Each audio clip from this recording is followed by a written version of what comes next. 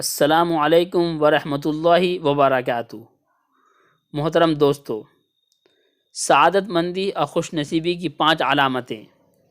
حضرت علی رضی اللہ عنہ فرماتے ہیں کہ سعادت مندی کی 5 علامتیں ہیں۔ اگر کسی میں یہ 5 باتیں پائی جائیں تو وہ سعادت مند اور خوش نصیب ہے۔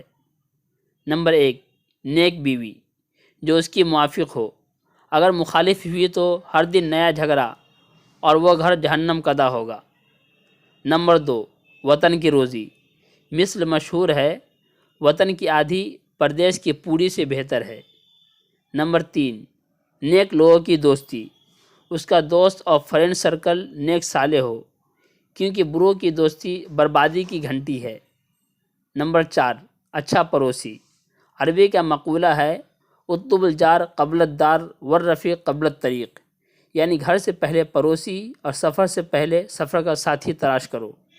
نمبر 5، نیک صالح اولاد جو دنیا میں اطاعت، خدمت اور حقوق کی ادائیگی کا اہتمام کرے گی اور آخرت میں مغفرت و درجات کی بلندی کا سبب و ذریعہ بنے گی۔